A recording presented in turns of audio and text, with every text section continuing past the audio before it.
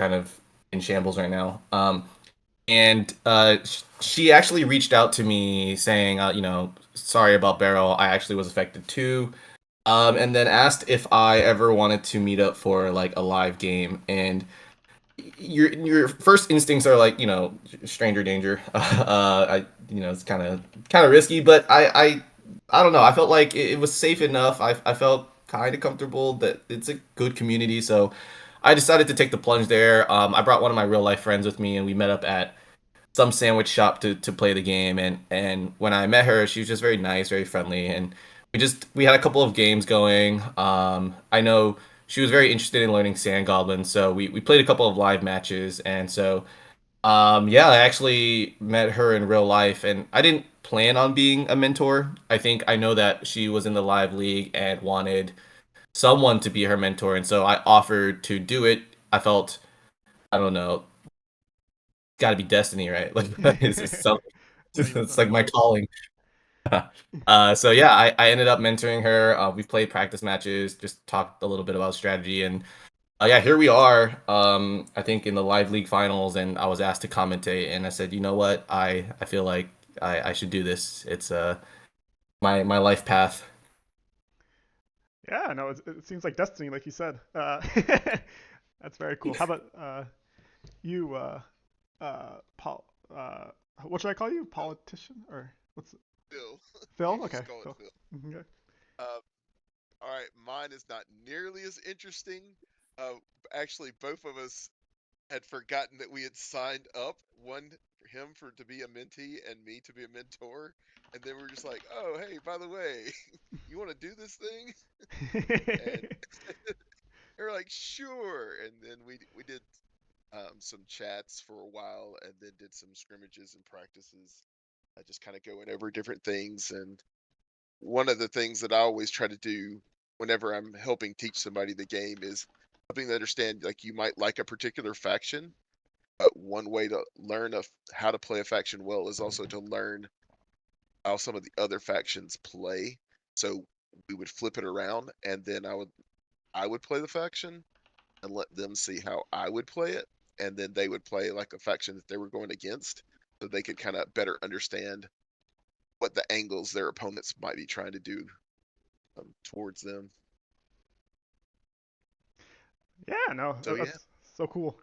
Um, so Eden recruited you, you said, Phil? Or yeah, very cool. He's very persistent, I know, with trying to get. oh yes, No, no, and then feedback too. He's like, "So how are things going? Is it going well? What can I do differently? Is there something better? no, What do you Eden's think about this?" great.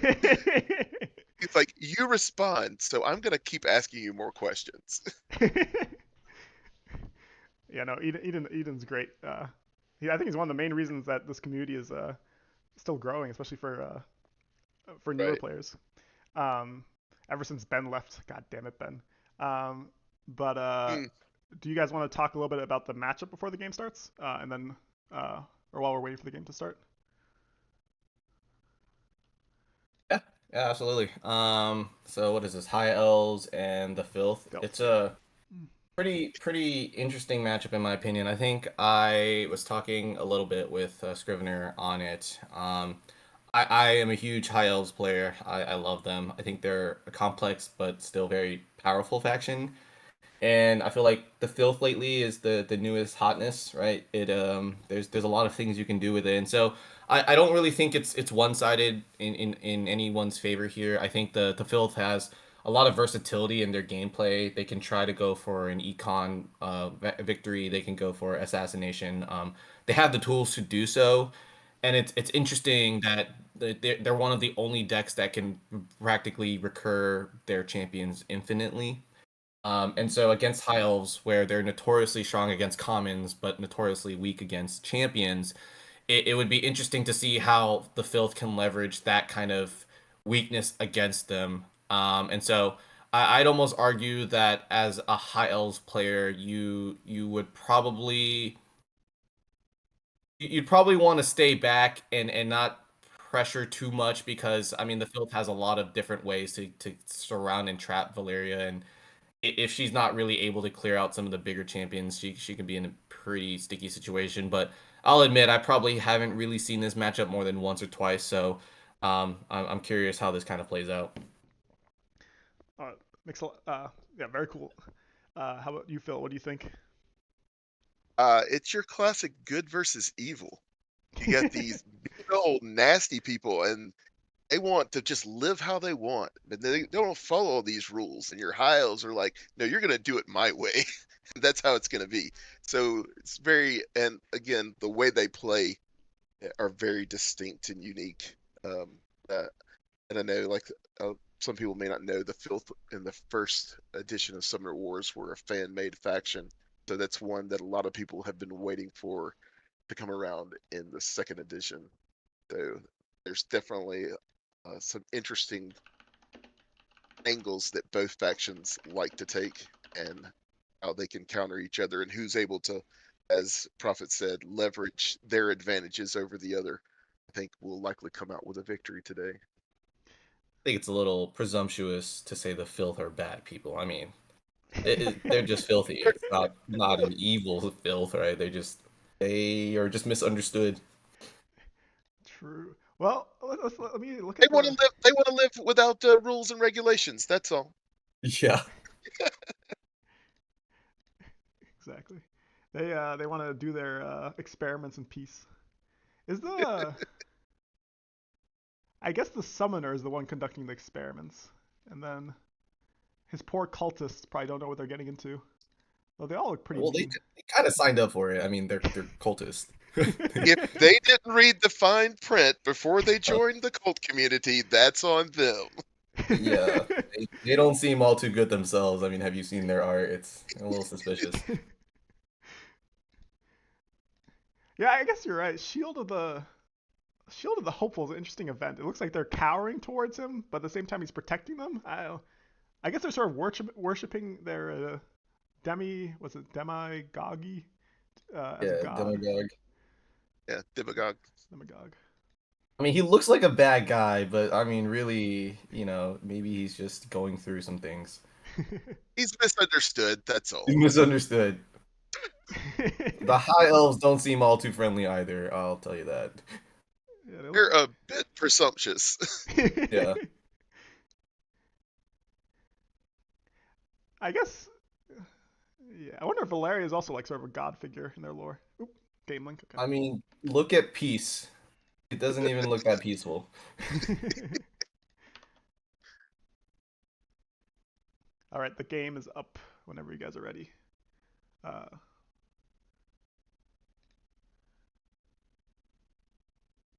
looks like Run goes first. I'm not sure if with these matchups, do you think going first or second matters too much in this matchup? Um, so I think high elves want to go first. I feel like they do just because losing that first justice is kind of painful, and there's a ways to go around it because Demagogue has 4 bows and doesn't take retribution damage. So if you're able to land like 3 or 4 and then finish it off with tentacle, you virtually don't have any retribution damage, and then you're like in this awkward position where peace is your only living unit, so you'll have to summon another one. Hmm. So I feel like maybe they want to go first here. Um, It is potentially there a gets to link? get the piece into the forward gate position of the filth, which is always annoying. And I don't disagree.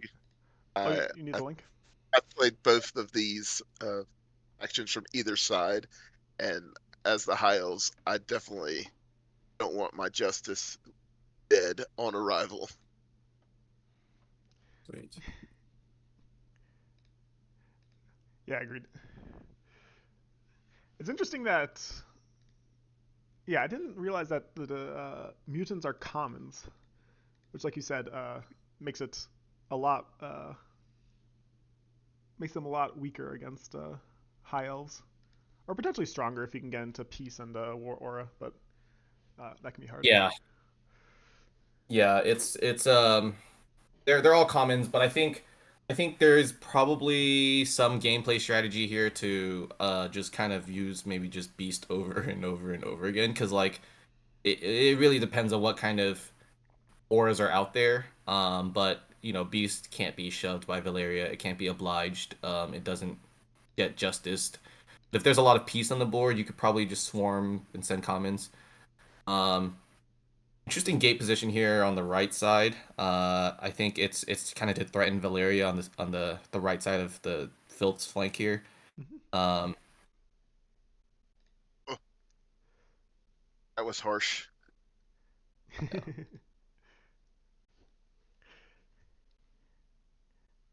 Hmm.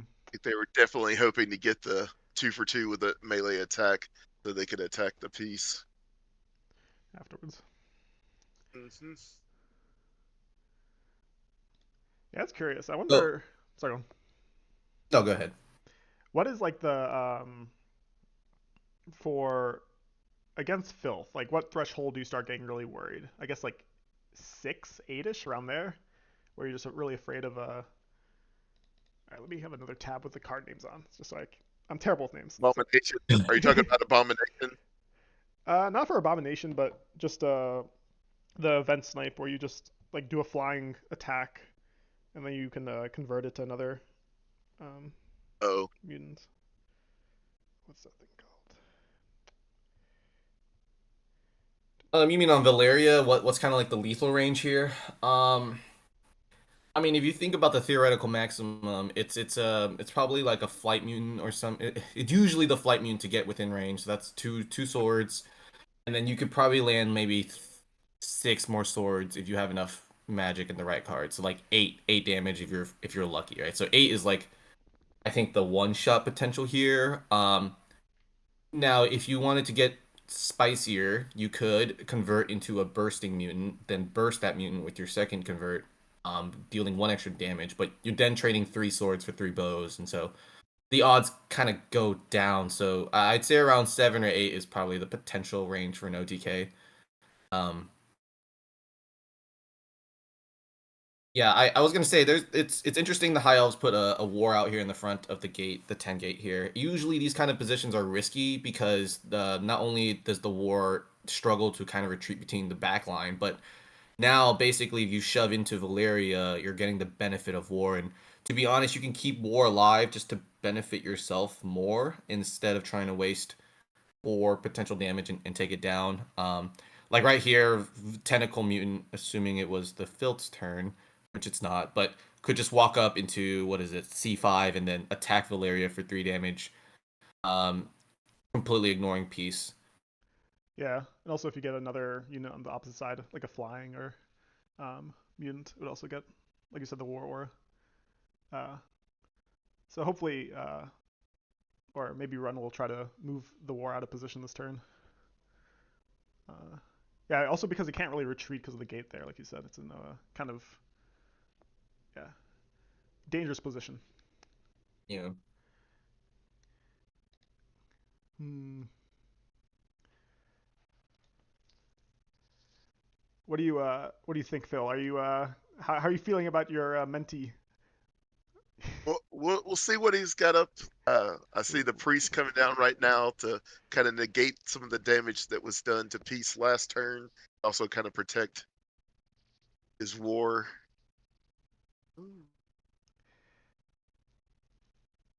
It's a good Liberty turn, but has the potential for backfiring, mattering Hmm. on how do you say her name? Prophet Scrivener is Scrivener. how I'm saying it. Cool, cool. Yeah, Scrivener's hand. yeah. I I think. mean, I think Run is going to be able to clear the units here. I wish Demagogue was one position to the right so that it can capture that extra boost. On the the Yeah, furted cultist. yeah. But that gate being there, and I think Liberty is such a strong card for high elves. It has so much damage potential, but you really have to kind of think through what the positioning here because having any units being like one space away from a gate is is not great for the counterattack. Mm. So this piece here is probably going to go down in the next turn. Um, You could have and that a war is also in a ranged position to get shot down. So it really just depends. Okay, yeah, I guess he's moving the war out of position here. yeah, nice play by Run. Yes. Well done. Yeah, no, especially if Scivener has like a bursting mutant, you can do some cool potentially plays with volatile or yeah, volatile.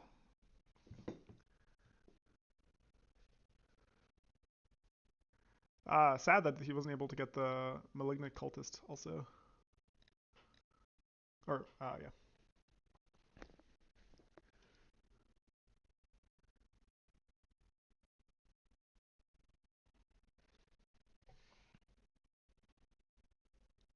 Hmm.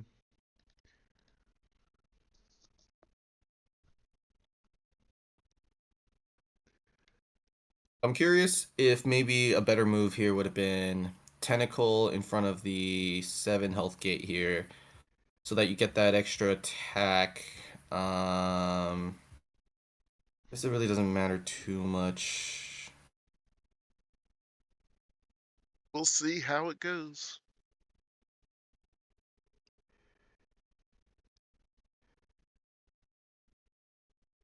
Yeah, I always tell people my advice against high elves is you kind of want to run at them. Valeria has not so much. It Valeria just kind of struggles with the if you kind of crowd her and trying to mismanage her auras. Like she needs her space. She needs to be able to kind of or rearrange her units to be able to properly position her people in order to maximize the aura benefits. I see a volatile flesh come down here. Curious, probably the Yeah, the verded fetid. cultist. Yeah. To spew is interesting. I would probably do bursting just because it's their turn. But if it can survive the next turn. Yeah. It could be she just wants the Spew Moon just to have it in the deck because I think Hmm. one of the things that the Filth kind of struggles with is they have so much versatility, but it relies heavily on drawing the right card, whereas And other decks kind of have 4 copies of each. You're kind of hoping to draw the one copy you need, and so um, That's a great point. That's a great point. Yeah, just getting into your pool so you can get it back with a Demagogue. yeah. The Spew is a pretty good counter to Peace here. I think any sort of auto damage is really gonna mess with Peace's aura. Um, Trying to think of what else. I mean, obviously all the champions here. I'm hoping to see an abomination play. I think that'd be really cool. I feel like outside of justice, high elves don't really have a good answer to abomination. Really, once you I get would that thing agree. going, yeah. Go ahead. Yeah, Abomination is definitely the card that they would be looking for whenever they get 7 magic, and then you can just start piling on mutant abilities, and it is very difficult for the high elves to deal with from my personal experience Yeah. in both the with and against. I'm reading the chat now. Tortugatron, there are 7 mutants. In Snow White, there are 7 dwarves. Is Demo Paris behind the mask? That is very insightful. I never thought of Demagogue as just the Sleeping Beauty. But now I can't unsee it. Definitely could be true. Yeah. Do you think lore-wise the goal of the filth is just to have a giant abomination? Is that like the end goal of this faction? I mean, fun wise, yes. I think I've never had more build a bear style of fun than I've done with Abomination. Is it practical? Probably not for a lot of cases. I mean, if the opposing deck has a lot of like single shot nukes, then your Abomination is just a significant waste of investments. You'll probably get better True. value from 3 or 4 other mutants on in total. But it is definitely a cool like assassin you can create. Oh, we see a sanctity pop down here. Okay, that'll be interesting. Mhm. I think Run is trying to clear the hopefully clear the board with a 4 and 4 on the spew and then tentacle death. That said, Sanctity is also just really good on filth. Demigog loves that boost or loves the immunity. Yeah. Ooh, loyalty. That's rough. That spew could have lived. Yeah, if no loyalty, it would have. Do you think the dice in this game is already predetermined, or do you think it's they roll it on the spot, or they do the algorithm on the spot? This is the questions which keep Oh, me up at night. yeah. Predetermined or pure random. Oh man, I don't know. There's nothing to see here. Don't look at our dice. They're perfectly fine. Oh wow, I'm surprised they didn't clear the tentacle mutant. I guess the cultist was a bigger priority. Yeah, it's interesting. It's always the idea that the cultist. Yeah, what's the value of a cultist versus a mutant, right? Because mutant's technically 2 cards. Um, I don't know. I don't play enough filth. There's Yeah, I feel like maybe Run wanted to cover the front of the gate. Here with loyalty, you almost pretty much want to stick next to Valeria, which is pretty troublesome for this tentacle mutant. But like at least it has reach, so if you block up one space, you'll have 4 dice. yeah on the war potentially or the justice. Yeah. Okay, interesting. Blocking the gate spot. Ooh. Ooh. Interesting. Are we gonna see an attempt on Valeria? Honestly, not the worst thing. I mean, if Demigod can clear the Justice and then both go on Valeria, 6 health is not so That's bad. yeah, definitely a potential strong play. Yeah. Ooh, crowd the right of the gate. Yes. I see. I see. Hmm. Yeah, this Spewman's already putting in work. I mean, kind of bypassing the sanctity, putting that ping on Valeria. I think course of action you probably want to demigod to justice, then maybe just start taking down Valeria. Maybe, yeah. I probably would have went for justice first, and I think that's just to prevent that Hey, retribution damage. Yeah, correct. Um, Oh, yeah, yeah, agreed. Agreed. But it's a 45-minute game, so it's yeah. you can't be perfect. No, it could have been prevented. Hindsight, you fickle mistress. How could you oh, do this? Yeah, that was a good roll pretty, from Scrivener here. pretty good. Yeah. Yep.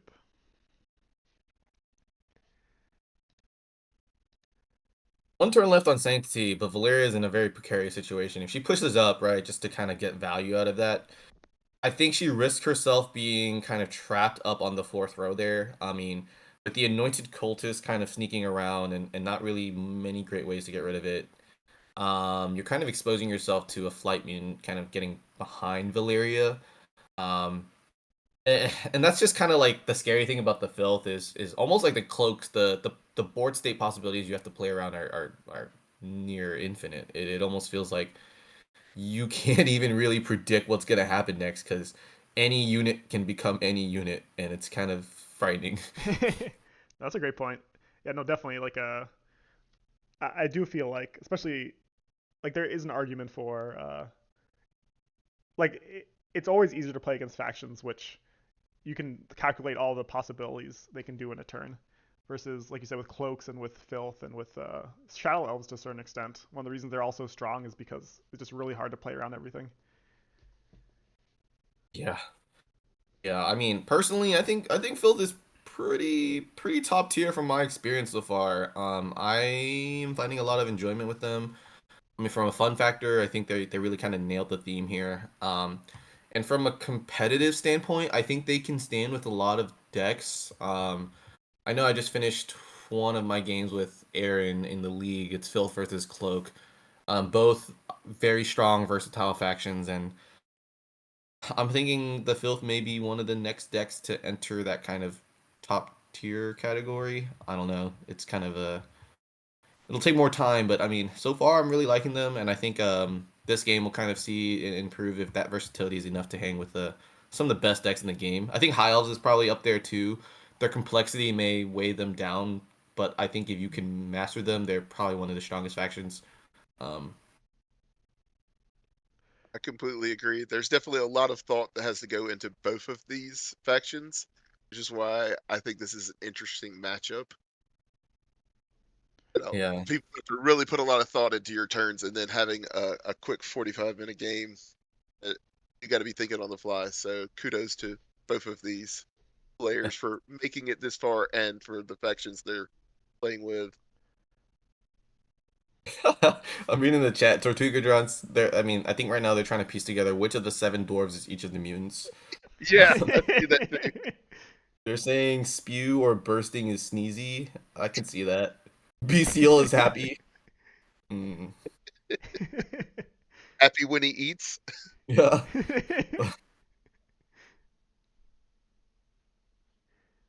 Hmm. Tentacle is bashful. Yeah.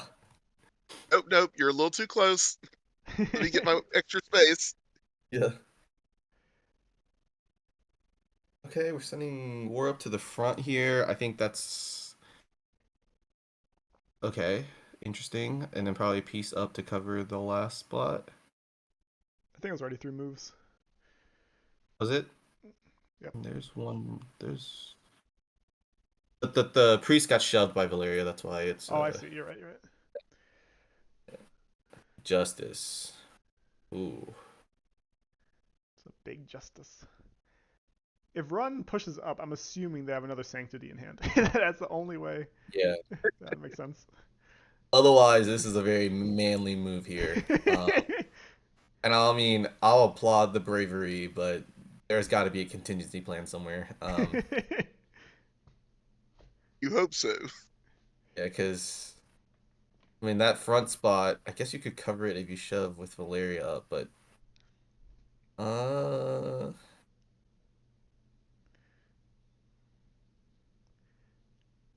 I've seen something similar to this by Jexic. Jexic has definitely played very similar. Jessic always plays like this. So is it strategy or is it habit? I think Hmm. Jexic's probably seen the most random games ever, right? Like the variations in Jexic's games versus everyone else's games are. Uh... Yeah. Yeah, chat's right. 6 health isn't even much with Sanctity. I mean, especially with the amount of like single point damage you can deal here, it can get down to a very dangerous amount pretty quick here. yep. What are Sherez bucks? I don't understand this concept. Is this oh, a Bucks. cryptocurrency? Oh, it's like Twitch Bucks, but I need to stream more so that once I get partnered or whatever, then I start getting Bucks. But I'm too new of a streamer to. Um, Oh, you can print currency on Twitch. That's wild. it's like fake currency, but you can like make bets about who's gonna win or not to get more. Hmm. I Um, could be a Sherez bucks millionaire. If you just had some better commentators, your viewership would go up. That's what I'm hearing. I'm expecting to get paid for this now. Oh, that wasn't in your I got Oh, it in my contract, Profit. I don't know what happened there. I'm getting gypped. yep, yep. No, we gave Phil the better contract. Eden That's wild to me. Eden's the one with the money, the big All bucks. right, another spewment. So we have one more turn of sanctity. So Valeria, that's an interesting spot though. I guess no cultist, maybe? It would have to be, I think. That's the only thing which makes sense right now. Oh Otherwise, no. Yeah, yeah, it's gotta be no cultist. ooh, Run is gonna if this anointed cultist is sacrificed. He's gonna go to 6 magic, potentially Yeah. at low health actually, because usually that champion feels, in my hands at least, pretty useless. Titus, but You know, could be good this game. I'm still waiting for the day I see Titus bring some value that costs like it's been I've played him maybe 1 or 2 times in my entire life of playing high elves, and it's just been severely disappointing. I just like honestly, Justice just does so much more to me. Than Titus. Yeah, it costs like a third of the price. It's just because Titus thinks very highly of himself, so his services cost more than our commentary. He's scamming you. He's a scammer. Titus is a scam. I He's mean, authentic. the high Oh, elves, I could see it lore wise. They kind of are. I could see them as like haughty. They're like the you buy the $10 grapes versus the $3 grapes because they're from some fancy place. they're organic, Exactly, they're organic. like free range 100% high elves. No, thank profit, you. I'm good. I'll stick with like Phoenix Elves or something. profit evidently being freaked. You don't understand high elves. I clearly don't. No, I don't. Yeah, Free range grapes. yeah. They're just too expensive. They're like the Whole Foods of elves. They're just Exactly. yeah, they're better for you, but I can't afford them. Is it worth the cost? Yeah. Yeah, no, Bean is a Titus enjoyer. I know that.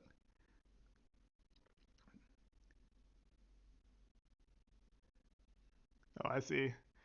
Chabada says he uses Titus against Shadow Elves because you don't want to give Justice free. You don't want to give the Justice free ping damage Mm. because Justice is almost unplayable in against Shadow Elves. Oh yeah. Yeah, I did a match with Vexer one time on that, and it was really annoying. He just kept. Yeah, I just assumed he had infinite boost. It just I had to play like. With Justice. Yeah.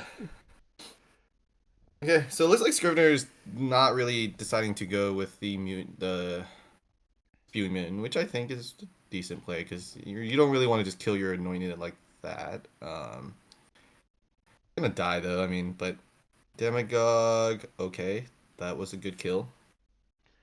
Yeah, nice. I'm curious what Valeria does now. Does she play the second Sanctity and keep charging forward, or does she kind of retreat? I don't think she can get into a completely safe spot within this next turn, so um, Yeah, unless she surrounds herself, there'll always be a way Flying Mutant can get to her. yeah. Yeah.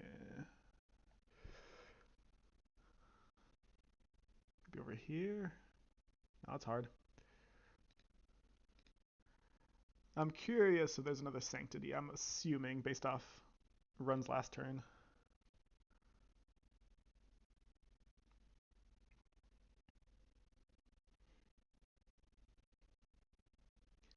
Or maybe they just go gate here. Gate on A gate here would be not the worst. But 6 health. Remember, I think we were talking about the lethal range now. Now you have to play. Well, I guess there's only one volatile left, but now you kind of have to play against a double attack from a lot of different angles, and it's kind of risky. You can't really stay here. If you push forward, you're not completely safe. Demagogue is still fully healthy, but a little behind on the board presence here. Yep. Scivener is at 6 mana, not 7, so we won't see an Abomination next turn. Um, how are you how are you both feeling about your pupils or your mentees or We're like playing the field fast match? and loose right now. We got to see how we're gonna pull this one home, because they might have the board presence right now, but if they're not careful, uh, danger could be a coming.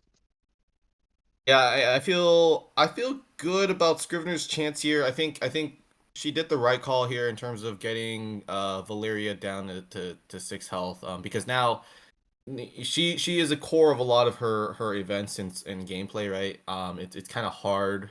I mean, you can still win with commons alone, but like I think for common to common, the filth probably has the edge here.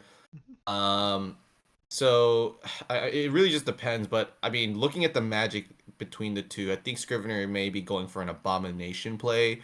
If it were me, I'd probably just start saving up and build a super mega assassin, like just the huge abomination and with like reach, flight, bursting, everything. And once that gets up to like 4 or 5 swords, it's virtually unstoppable. I Hmm. mean, you can protect it from flanks. I mean, Justice is probably the only thing that can be a significant threat, but I'm hoping I see an abomination play from her, and that can happen. But it really just depends. I mean, I don't think she can sustain this board today right now. She has to play units, otherwise she'll get overrun. But curious where Valeria ends up because she's in the midfield, but it's kind of risky. A little Curious. exposed. Agreed.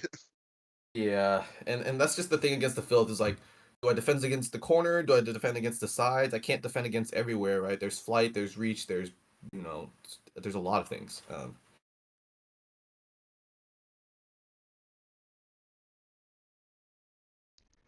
No sanctity, huh? Yeah. Oh, I oh. guess the idea is that Valeria could potentially get down to one unless she's attacked from another angle, because it's max 5 dice with the volatile and flying. Uh, unless there's a unless they place a war. Oh, this actually gets very complicated at this stage. Wars are like maybe unplayable at this point. If you have a war near Valeria, oh no. Yeah. Yeah, chat's right. Play around the mutants. You know they have.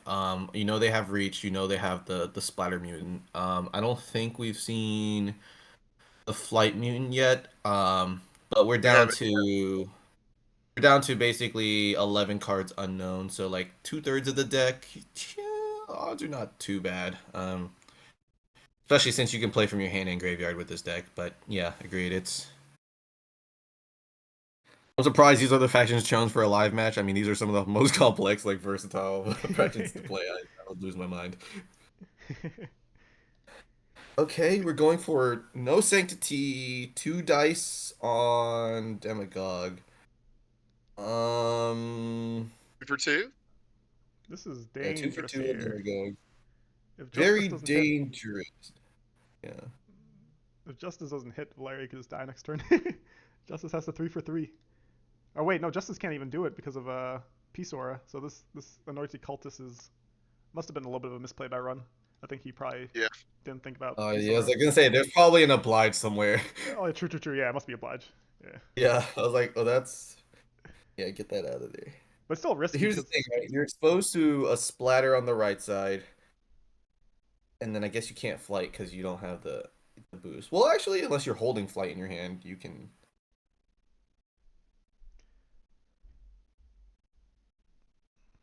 where's the push gonna be? I guess No push. no push. Yeah, it could be over this turn, marrying the hand. Yeah, yeah. It's a. We know splatter's there. Or spew mutant. 5 boost essentially means 2 mutants from discard in demand. Personally, I think it was a little bit of a misplay to attack with the priest first. I would have probably just used my summoner and then maybe attacked one of the gates. Yeah, actually, she's covered from. Agreed. She's exposed from both sides, so it's gonna be a little Yeah. pricey here. But it seems like Scrivener doesn't have the commons here to really capitalize on this position. I mean, if there was 2 range units or an extra mutant, it's just unfortunate. Demagogue is like one space too far back to really claim that final boost from the pop. How true. Yeah, it's a shame. Zeal? Is there a Zeal here? No, probably not. Could have seen it. One was already played, but I think.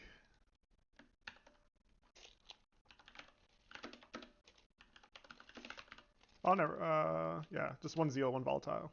Oh, personally, I would have put the spew on the right side, so at least you kind of ping the justice as well. But I can see the trade off of not wanting to take that retribution damage.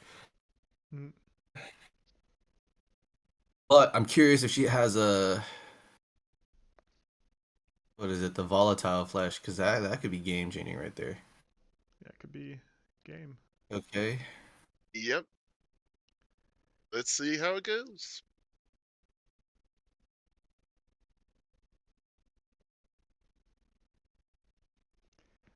All right, what do we get? Unlucky Oh, a priest. 3? You go for it? Do you go for this? Ooh. The 80, was it 75% chance? Is there a volatile? Let's see. Hmm. No, no No. volatile. Oof. But crucially, Sanctity doesn't really do much anymore. True.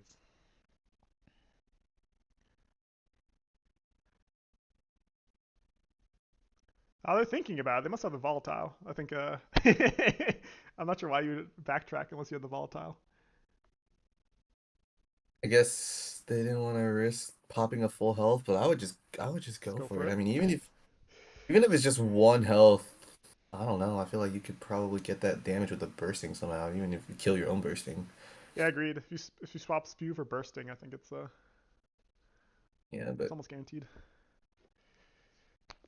yeah, this is a like I said, it's a very particular position for Valeria to be in. At 6 health, I probably would not push up, especially if I don't pop Sanctity. I think it's really hard to hold this kind of position, cover the front of the gates, and cover your sides. It's just asking for a lot from their commons, and I mean, right now, I'm curious how you deal with this spew with and also retreat with Valeria, right? Because A, there's no units in range, even on summon, to really attack spew, so you kind of have to use one of your moves. Or Valeria's push, I guess, with a ranged unit, but you're not gonna kill it. You need a melee to get up there. So Hmm. Valeria has to retreat here. There isn't really many positions Other she can go options.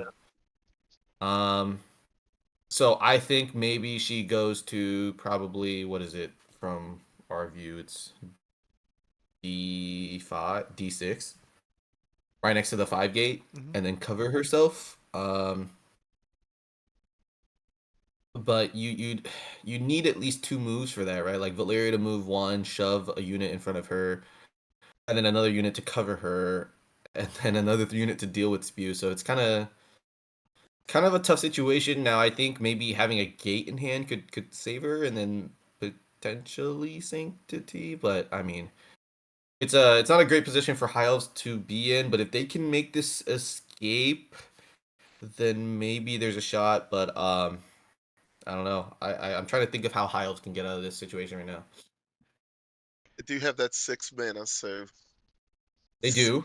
see what they have in hand. This Titus. might be that time where Titus Titus actually and a gate. shows Yep. save the day.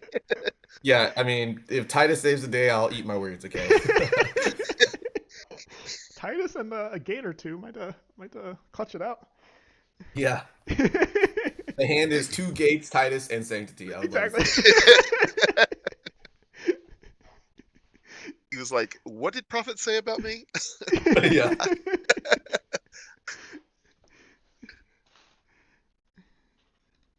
Hmm.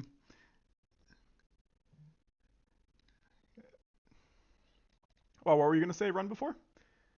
Or sorry, not run. What were you gonna say? Phil before?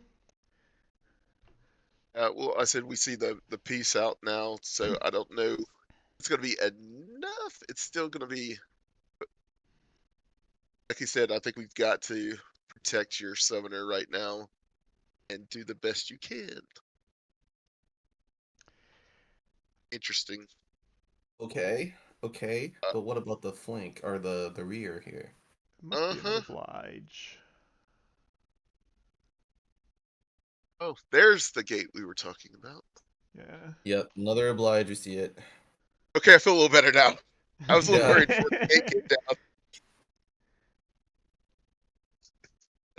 The fans are chanting Titus. Yeah. They want to see blood. The people's champion. Oh, piece with zero damage.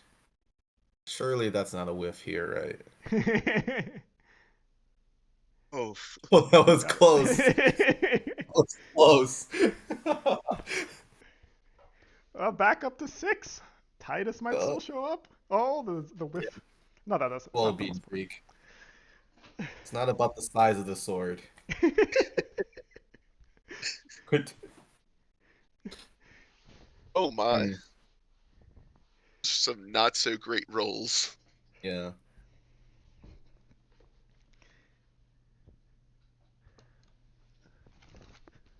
Okay, okay. So the gate, the unit position, I guess we're staying in midfield here. Pretty solid. I think there's not really many ways I could see you can get to Valeria. Um, Econ wise, yeah, the filth is kind of behind. I think it was all the dedication to Valeria that put them back. Two health though, I mean a lot of things are possible here. Yeah, this definitely is the high L's formation. Hmm. Malignant cultist.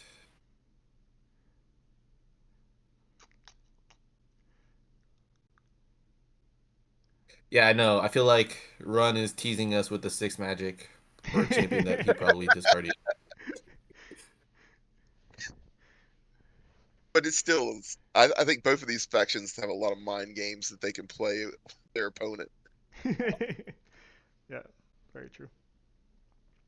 I think we should just call the match and just put Abomination versus Titus and see who wins.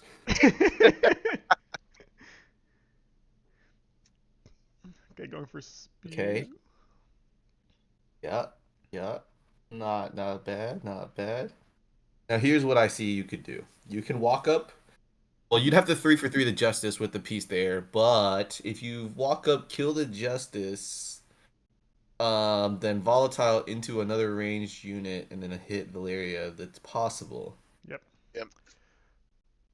Or you could do that. No? Okay. Hmm. If Valeria is able to uh, get Cassia behind her or somewhere in there, it might be hard. Might Yeah. be hard. Because Cassia is just infinitely better than Titus. Let's just be true here. All right, I can't argue with you on that one. Sorry to the Talking Titus Titus of fans. luck. Look, Eden, we can say as many chances as we want. It doesn't make him a better card.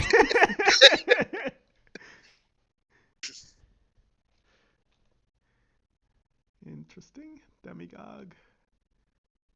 I think I would probably keep Demigod there because it's not really Yeah, at least you can hit something. But I guess exactly. I guess he's trying to get back into the econ game and capture these boosts here. Mm-mm-mm.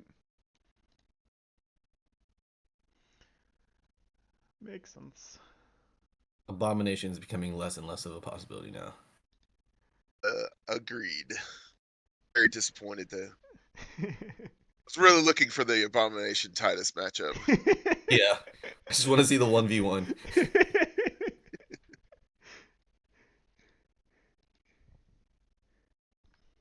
There should be that'd be a funny like someone hosts an event where it's just two champions, just random Yeah, dice. Who wins? just two champions going at it. Oh Exactly. man.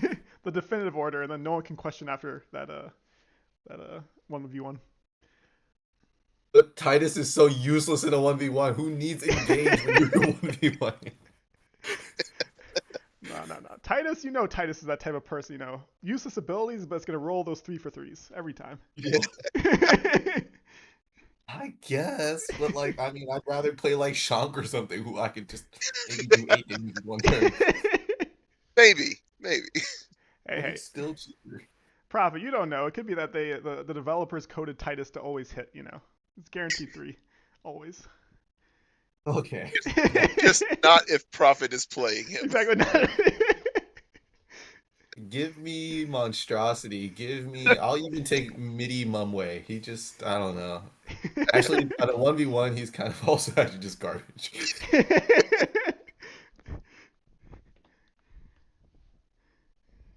I could go with you on the monstrosity. The MIDI, you lost me there with that one, Yeah, Prophet. Midi. That was Midi. a bit far of a reach. Yeah. I think when I see MIDI, it's one of those cards where if you see your Savannah Elves and they play MIDI, you just know, like, you just feel such relief. They just use 8 magic Yeah, to. Like, I Do thought I'm going to nothing. lose. yeah. Mini doesn't. Yeah, Mini Mumway is probably the worst in a 1v1 situation. I'm not gonna lie. Titus is just a blank card because who needs to engage or whatever when you don't even move or have other targets. Yeah, my boy. All right. Well, we do see our Valeria backing up a little bit more, getting a little safer position. So coming down to the econ game. Yeah, Mumway is Blarv is worse. No, no, I don't think so. If well, okay, in a 1v1, yeah, actually, Blarv is garbage. If he hasn't Nah, had 5 turns to build up his attack value, then in a yes. vacuum, I'd say the Eater is the worst because he just died. Oh, yes. I swung and you're still alive, and I died. The Eater is the worst. Let's be real. Yeah, Eater's one of those Okay. cards. I'm not sure if they made summer or if they made cave goblins now, it would stay the way it is. Like it's so punishing. Yeah. Yeah. Okay, we're not gonna count Hellforge. Hellforge is like just not okay. Um, yeah, we just got carried away a bit here. High elves are looking really strong on a board state here. It's unfortunate we can really get the assassination, but interesting they're going for gates. I guess it's because peace is giving the mutants too much aura. But hear me out. Spew into. Oh wait. Hmm? No, we don't have enough boost for that. Spew into flight, fly over there, then flight volatile into reach the tentacle mutant, then kill Valeria. That's a cool play. Yeah. But we would need so many cards, and I don't think we have enough. Yep, yep. um, I think Filth have one more gate, most likely. yeah, You this can't is search gates, can you? more Very magic. If they get a Cassia right there where the 5 gate has a spot, that would be pretty good for high elves. But um,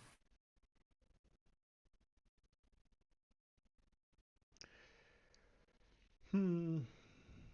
Yeah, if Cassia can get in the middle of that giant clob, it will be pretty big.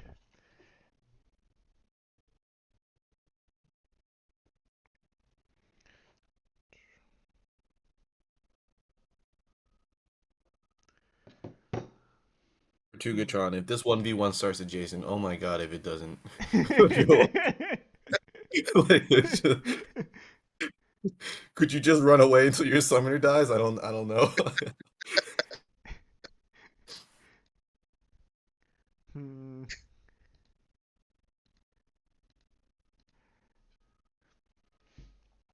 All right, Demigog is getting back in there. Yeah, I think you have to. I mean, you're not really getting the boost economy. They're ignoring you and just going for your gates. You might as well just start using it. You need your 3 attacks here. Personally, I probably would have moved Spew back one more, kill the piece so you avoid the Justice counterattack. But Yep. um, at this point, I don't know. I feel like you got to find a way to get to Valeria and do that last 2 points of damage. Because econ wise, I'm struggling to see how you get there, especially if they have a Cassia in hand. Yep. Completely agreed. Yeah, if I wanted the filth to win, but I'm gonna have to go for keep hiding my summoner and control the board. I see. I see. Yeah, you guys are enemies. Uh, Oh, the two. That doesn't matter for this. well, technically, I think it's more frenemies. Profit is would that be fair to say? I have neither friends nor enemies. Hmm. I must say, Demigog is hitting this game. I don't think they've Yeah, rolled lower than a 3 out of 4.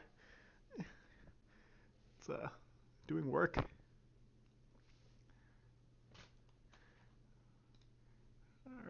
Horrify. Is that the move though? I mean, range units would pretty much circumvent that. Yeah. Yeah. You could honestly, I would just rather pitch it for magic. Yeah, agreed. And try to get a abomination. Yeah, I think the problem now with abomination is also demigod has no boost, and it's not going to get any boost. yeah, yeah. Yeah. You need. True. I if I'm struggling with boost, I like the first mutant I like to put on is beast because Mm. you Yep. can probably start ramping with that and they can't deal with it. And then you kind of create the boost necessary to build your own abomination. Yep. I personally like putting the beast on abomination pretty early on, and Mhm. then you get the double whammy of being able to continue to bring back other champions or your other mutants from I Yeah, think your yeah. card. true. I think normally I do. So if I'm low on boost, I'll do beast. But like I think an absolute must for abomination is either tentacle or flight because you need your abomination to be constantly threatening in safe positions where you can get value, but not so that you don't want to get OTK. So reach is not bad. Flight is also pretty good. Either one, just to get in position. Then you can add value later, right? Like beast. You can do the spew mutant. Either of those are pretty good to just slowly gain value over time. Okay, we see the Cassia come out. That's gonna be a lot of value. Cassia just Yeah, again Cassie's gonna. it's gonna. amazing champion. Work right now. Yeah. Cassia. Yeah. I'm feeling a little more comfortable now. I was nervous for a while when it got down to 2 health. Yeah. Well, there was one turn where uh, if Scrivener had the right hand, I think Run would have lost. But she Agreed. didn't have the commons. But now it's not looking good. But Yeah. I think the early Titus. game she really did put a lot of pressure on Valeria, even on a sanctity turn. I think that was good. Forced her to kind of risk herself some more. It just you kind of need the right cards to capitalize on that, and if you don't have it, it's really hard to come back from it. I mean, Cassie right now is in a great position. Liberty, interesting. This could not be that bad because I'm thinking, and here's the problem: if you're not constantly boosting with Demagogue, then you really lack the options of playing with your graveyard. But with Liberty, right, you can move twice, then volatile for the last attack. mm, that's So a good that's point. something I think is a nuance in this matchup that you probably don't think about right away. But you basically get two moves, one in the move phase, one in the attack phase. So that's with a flight mutant, that's six spaces, right? You get there, and then the last attack can be whatever if you have volatile. Yeah, no, that's a sick play. That's a very But sick play. it, surely there's a gate. I don't know what Valeri's doing here. Yeah, there would have to be. The other thing to note is that we started. So it's been 45 minutes, so they each probably have like 15 minutes or less. Or Hmm. my math is terrible. Never mind. They each have. yeah, around that. Around 20 minutes each. Chat is saying Cassia is not Titus. No, she isn't. She's actually usable and really good. Yeah, much cheaper, much more playable in all stages of the game. And in the current board state, definitely Yeah. beneficial. No, no, no, no, no. We're gonna have if Titus. I mean, it's not looking like Titus is gonna be summoned this game, but we're gonna have a stern talking with Run about why no Titus. Why no Titus? Why no 1v1? You scared here?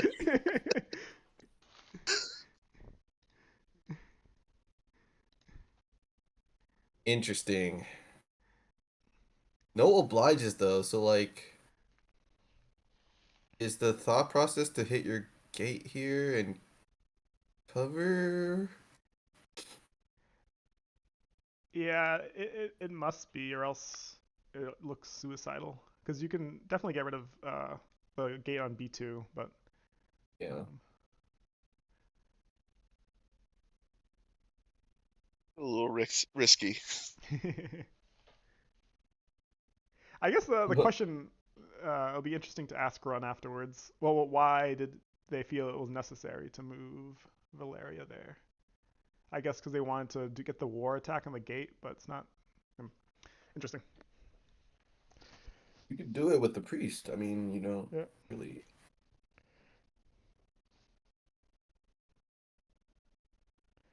Huh. Oh, Ooh, it whips. Oh no. ooh, that's Oh Summoner Wars no. for you. What do we say about those dice? Nothing. Yeah,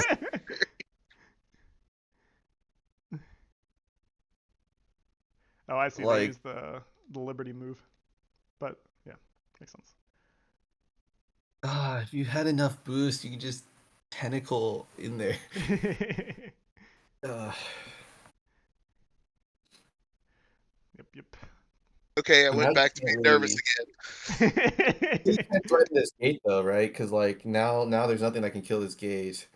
And so you can technically, if you have enough units, like just hopefully kill the priest and then shoot down the row for Valeria. Yeah, no, definitely. You can even use Demigod for it, if you have because I think they still have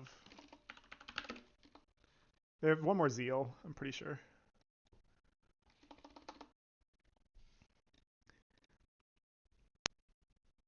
Definitely an exciting match. Oh, I guess we're just going for full coverage here. Okay, okay. Interesting. Interesting. But we have liberty and a war. Hmm. So here's what Spew Mutant can do. It can move twice and just ping. Oh, that's a good point. Right? That's But like I nice. wonder if Scrivener sees that, right? Like just take out the piece, Yep. move twice. Uh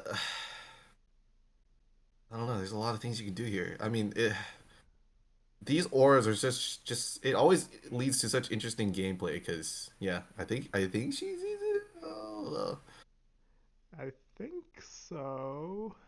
if you mutate the Fetid Cultist right now, you can actually get three, and then you sometimes gotta ask, was Liberty necessary? I mean, I feel like you got Cassie out. It was pretty solid, but I think sometimes also, like you said, it's one of the problems with playing a high difficulty faction with 45 minutes, right? I think run is Mhm. also lower on the clock. They probably thought Yeah, that, yeah, like, probably their initial agree. thinking was good, and then afterwards, they didn't realize the But consequences. Ooh, there's a chance here. ooh, Let's see what happens with these attacks. Oh, no. oh, oh, oh. I mean, even if she doesn't get Valeria this turn, Valeria's in a really weird position next turn, also.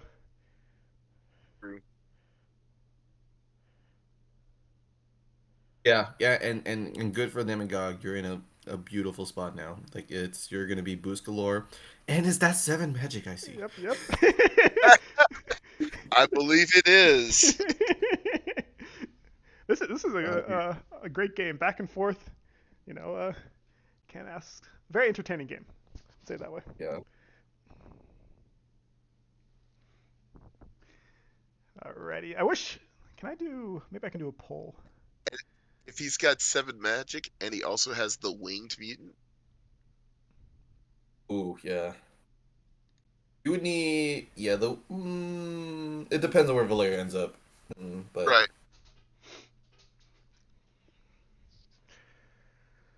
Hmm. I think But then, though. Sorry, go on. yeah, but then it's like, how are you going to deal with that abomination? It's gonna be hard. I think Scivener's last few cards must all just be cultists because she was on a cultist drought for yeah, most of the game. I could feel that pain when you're not really even able to summon units. It's like, yeah, I feel like I know what you have. I think the Horrify probably could have been discarded here, but it's possible. At first, I thought it was a little hopeless, but it just shows how close this game is. hmm Justice, that's a big guy. That's a big guy.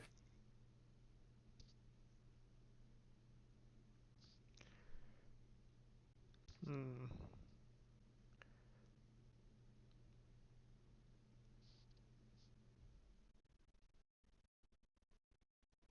Is there one more gate left? I think so.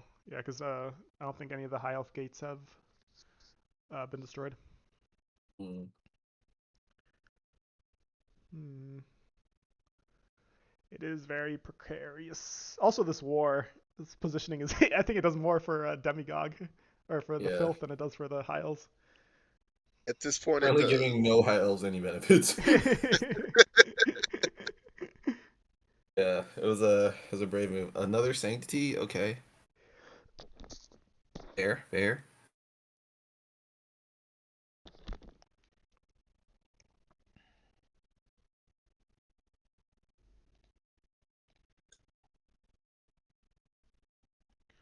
Hmm.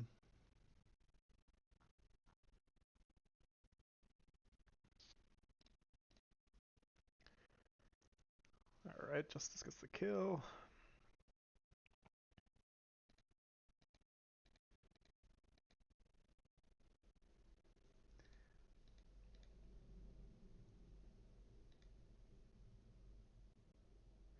If That's another thing about playing the Liberty is that I think you'd feel much more comfortable as high elves if you still had Liberty left with two justices against or with multiple justices against Abomination. Hmm.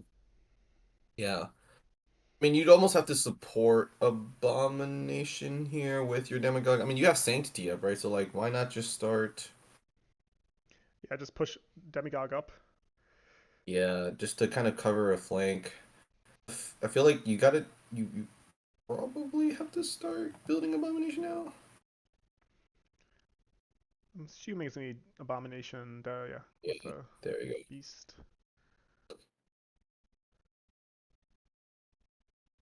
Hmm. Yeah, start building the boost.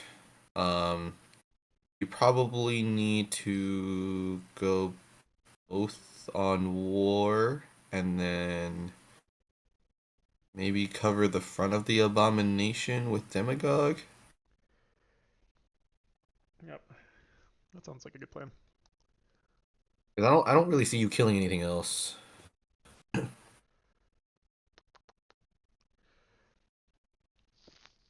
I mean, you could go all in on the Justice and just use the War as your own personal Yeah, buffer. boost.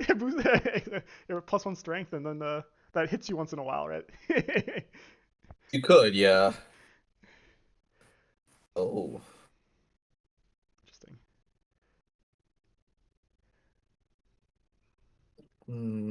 I don't know. I feel like you should go for the war and then protect Abomination. Abomination can take a couple of hits because you get that heal, but like yeah, you definitely want to get a kill with Abomination if you're gonna put fetch on it. Agreed. That's at a danger I hear is that the way Demigog has been rolling this game, it's just gonna one shot the war, and you're gonna get no boost with Abomination. Exactly, yeah. I wouldn't use war.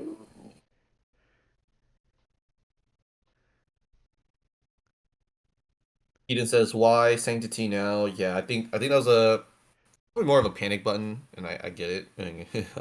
I would panic We're if too running hard out too. of time. Yeah. You don't really need Sanctity right now, and I feel like Demagogue is probably gonna get more value out of it. But to be honest, I don't think you'd have a better chance of Sanctity later. You would not ever want Valeria ever in there again. So maybe that's just the reasoning. Hmm. I think it's a good time to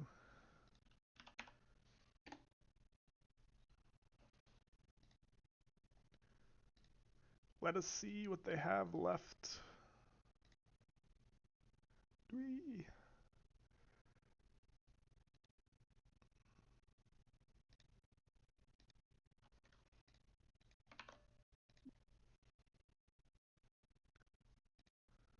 All right, so just trying to make sure nothing's happening in the game first. Okay, they're still moving. Uh, so it looks like Filth has most likely a malignant cultist, anointed cultist left, a volatile flesh, and another horrify potentially. And That how volatile they needed to finish the game earlier. exactly exactly the last volatile. I'm sure they still have it. I don't think you ever discard volatile. No, So you never. There's even if you just get the one magic discount, it's just so worth it, right? Like I feel like,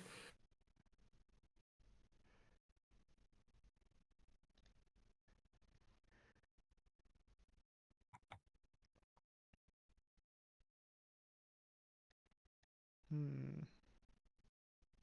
yep, I feel like she's catching on. That I will. I guess she's. I get that position's okay. You want to take down that? Oh. Oh, that's awkward. That's so awkward. What are the odds? The one time you're hoping not for a 3 for 3. I know. Uh, this game. This poor It's like abomination. even when you roll the maximum possible damage, it still is nerfing you. The rolls are still hurting you. Oh man, that was brutal to watch. Yeah, I mean there really isn't coming. Yeah, I don't know what to say that. And even if you hit with Demigod, it would have been the same result. So it's like, what do you do? I think they both also need to be a little bit careful of time now, especially because this is a game which could easily last another 5-10 turns. Um, What do you think the time is left? Is like probably like 10 minutes left each, or five, ten yeah, minutes? 5-10 minutes each probably because it's been an hour, so yeah, about 15 minutes each, or give or Yeah, take. you got to play quick. I mean, I think she understands kind of the gameplay here. It's like build up abomination, start assassinating. But without the boost, I'm hoping she has a mutant in her hand, but it's gonna be tough. Hmm.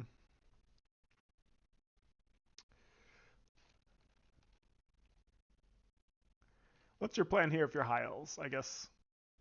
Do you even care about abomination? Do you ignore abomination or I is it? mean, you're gonna have to put damage on him because 3 attacks, there's 3 units. You kill the cultist, right? Sanctity, it makes Demigod kind of just worthless to attack. So Mhm. you kind of want to put pressure on Abomination, and I mean, honestly, at the current boost level, you could probably start really focusing Abomination. You definitely want to kill the cultist as Mhm. high elves because you don't Yeah, want that guy there. But you could put damage. I think you could probably kill Abomination with 2 to 3 good turns if he's not able to heal.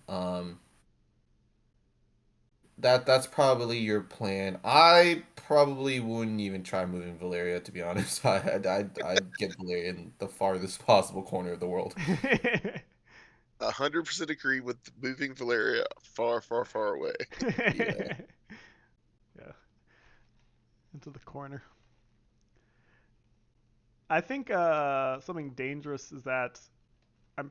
Oh, never. Scivener only has one magic, so she can't use flying. Okay. No, yeah, it's a poor magic state, poor boost state. It's tough. Mm.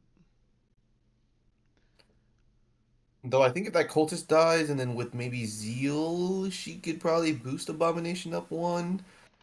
I'd probably put Splatter. I don't know. I don't know. It's kind of a Yeah. I mean, you could also horror might be decent, if especially if it's gonna be always up there. yeah, horror's not bad. Ooh, that was the dice working again.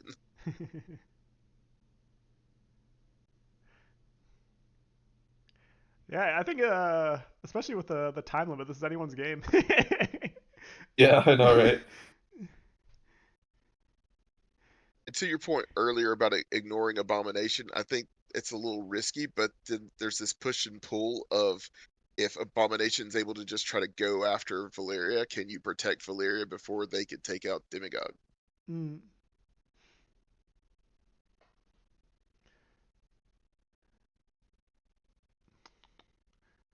No Zeal, an anointed cultist. How do you kill the justice? You don't. Right? I Just mean, what did get a few perfect rolls.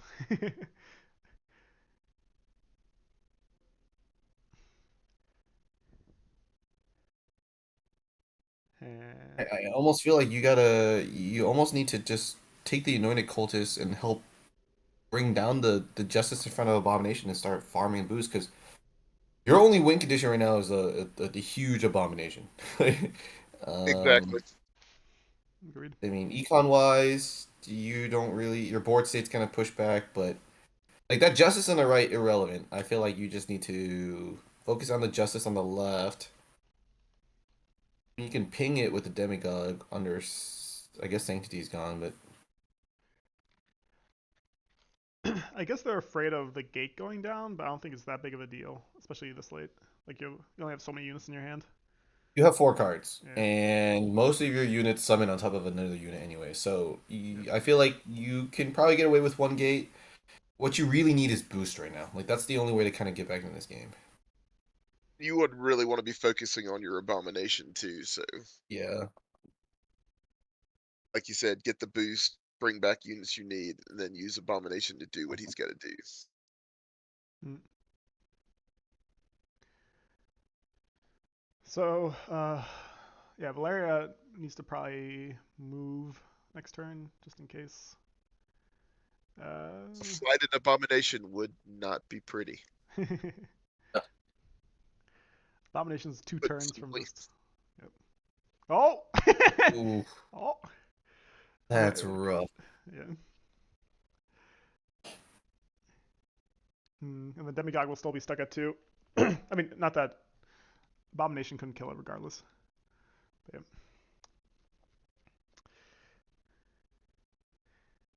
It's like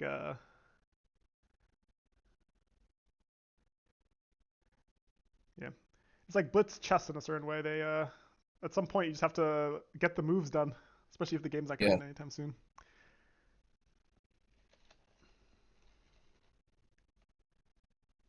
Another piece. All right, what do we have? So they can have one more piece, some more wars. Basically, have one of every one of their commons still.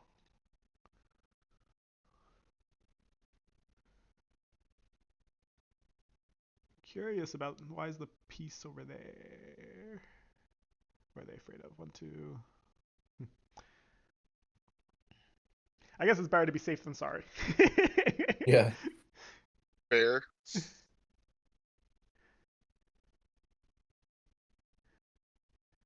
And I just want to play some High Elves and Filth now. I just watching this game and just After watching this. sparked an inner fire in me. Yeah, like you're pointing out all these really cool plays you can do when you have Liberty as a filth. Yeah, because I mean, a lot of move-based actions are kind of crazy on Liberty because you can just do it twice. 5 minute league timer. That's a little crazy. I mean, it gives you like what a minute a phase, not even. That's. I think Joe kind of teased an idea of it. I think you would. I think if we wanted to get like a super live quick format, you'd probably cut everything in half, like two of each commons instead of four, and Hmm. then do like a 5 minute turn timer, and then you could probably get like 20 minute matches on each side. Like, but it'd be. I feel like it'd be a different game. I feel like it'd be. Mm, for some decks, very different. But I would be interested in seeing it. Hmm. Yeah, it's one of those things where it doesn't hurt to experience, and then look if no one wants to play it, Yeah. that's fine. But yeah, I just want to I want from now on tiebreakers in the Plat Hat tournaments just be Cave Goblins versus Cave Goblins. It's a beautiful matchup. Both players can lose in a turn. Whoever goes first is way ahead. It's beautiful. So Cave Goblins versus Cave Goblins is I hate mirror matches so much. It's just so. Oh, I'm down also for Storm Goblins versus Storm Goblins. That's another fun one. You know. that one is so annoying. You just always get electrocuted. It's interesting that we have Shield of the Hopeful and they roll two magic, but because of peace, they only did one damage. This is what?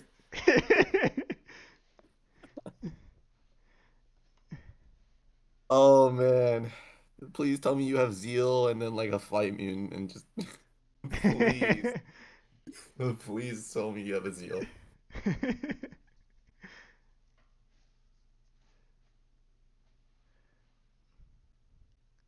Yeah. Hmm. One, two, three. I think for a tiebreaker, we should do that 1v1 champ fight we talked about. You get assigned a random champ. Just get assigned a random champ and only play that champ.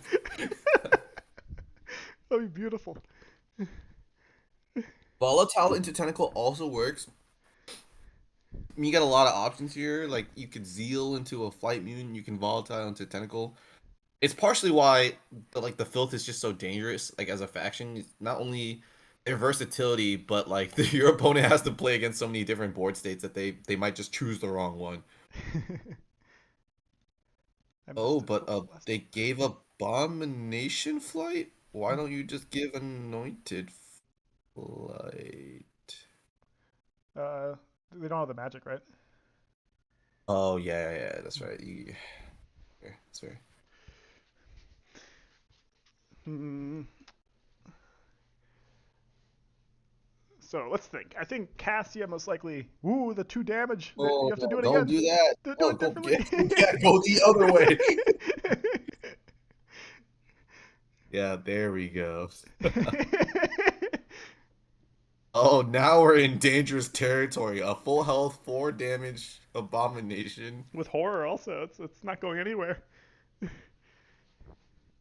Blarf versus Hellforge? No, that's a match I'd see.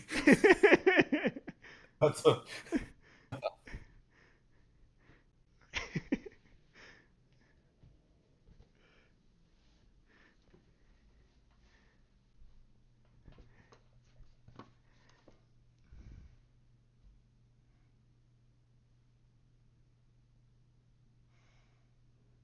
Hmm. yeah, I mean, this with 2 cards, Justice being too far away. I wish I could see their timers because I feel like that's pretty important. Yeah, agreed. One of them is in Definitely, below 10, definitely. definitely playing a factor in how you make your decisions right now.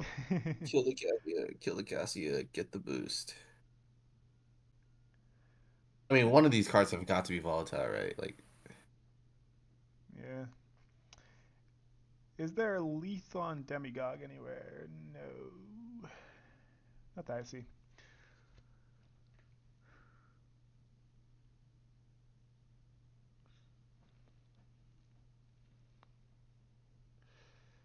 Hmm.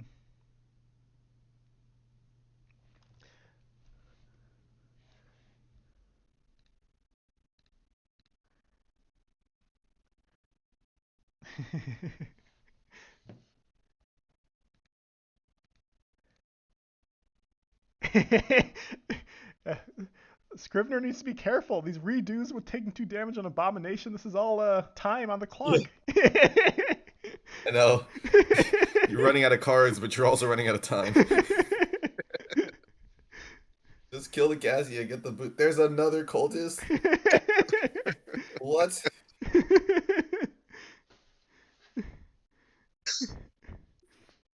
They've just been playing with us the whole time. I guess she's trying to get the third attack. Loyalty's up. It's a sacrificial cultist for the third boost.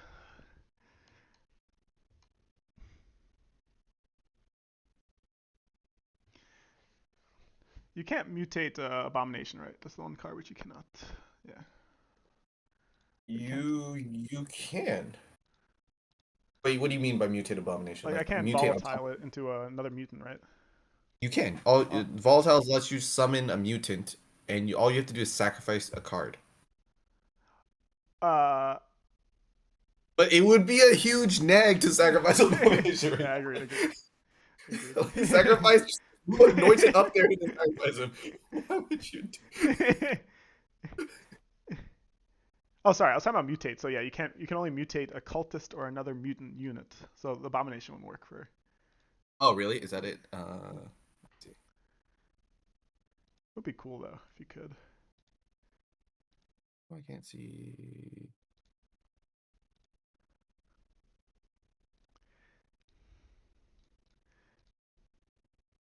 Hmm.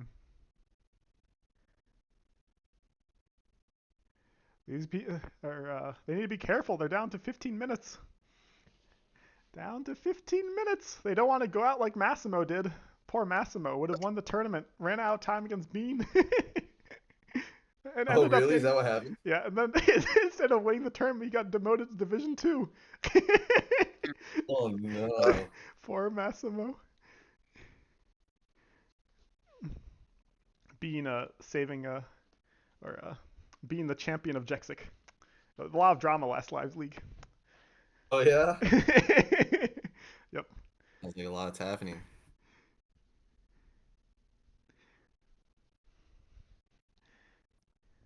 Yeah, I think this is the best play. You just have to go for it. No, not too much thinking. Don't have time for too much thinking. Exactly.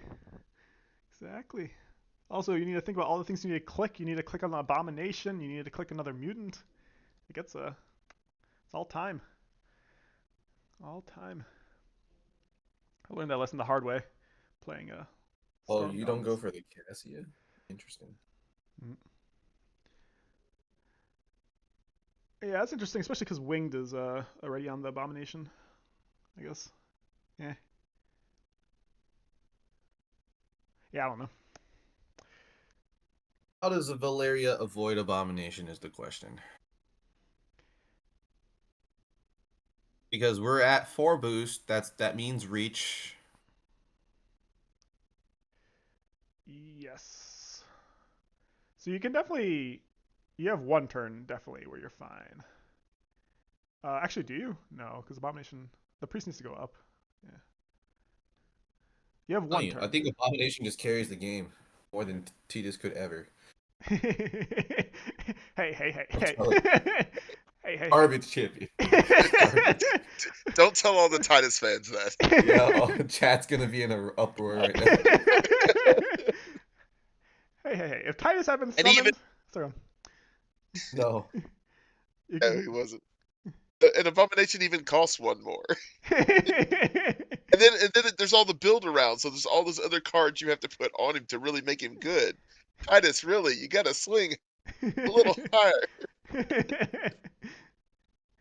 Ah, there's the gate. How dare you? Prove No. me wrong.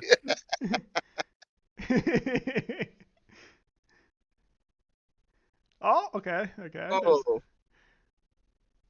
Show me a game where y'all play Titus and he made that sense. I just want to see it. Because I would rather have 3 justices. 3 justices would be so much more. Abomination has 1 attack without support. Titus wins the 1v1, therefore he is better. I mean, I guess. How much health does Titus have? pretty Like beefy. 7? 8? I don't know. I never play him, so I mean, we can do 9, some really 9, scuffy math. okay. I guess from a like a the isolated standpoint, but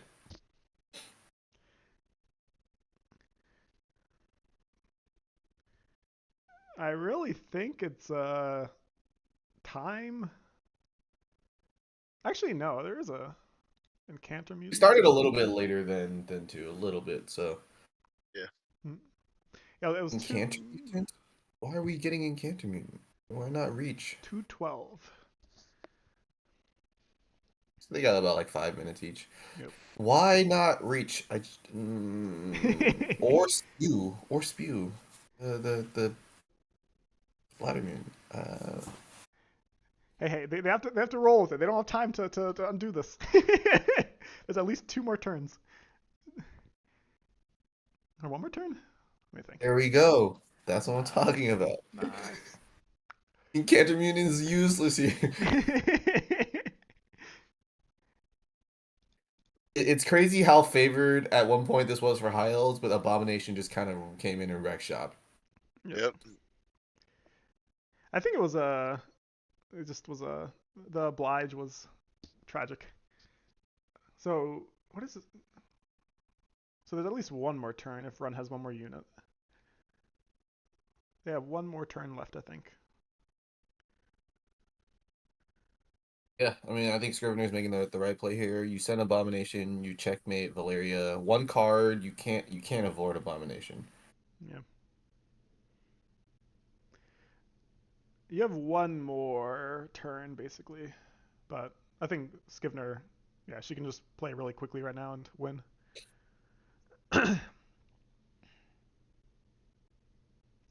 Is there. Oh, maybe two more turns. Oh! Interesting. Oh! Timed out! Oh, We all knew that it was, was like that. oh man. What was Did you have a plan right there, Run? Or was it No, Was it. I Scriv showed us that I can't get safe there in a very tasteful, time didn't matter manner.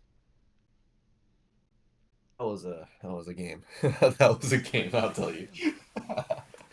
Very well played on both Alright. parts. I don't think I'm gonna. If I had an extra minute, I think I just would have gotten to watch Abomination do his thing. Correct me if I'm wrong. All right, Run. I'm not going to correct you on that. The chat and everyone has a giant question. Did you Oh, discard Titus? Where did Titus go? Oh, Titus went away a long time ago. I think turn I one. was still, Let me double check. that's fair. We had a big battle going on in Twitch chat versus Prophet, where Twitch chat was praying for Titus and Prophet was hating on Titus. Dude, Titus is garbage. He's just not useful at all. I'd rather have a Citadel Knight, I'll be honest. He just Hey, does Yeah, more. hey, Titus don't was the first don't card hate on discarded. Citadel. That was It the was first card you official. discarded. That said, if I could have ended with Titus, I would have been over backwards to do so. That would have taken 25 turns. Oh, okay. As you see, Prophet, you see all the proof you need. Oh yeah. Yeah, Everything I need to know, I learned from Prophet's podcast.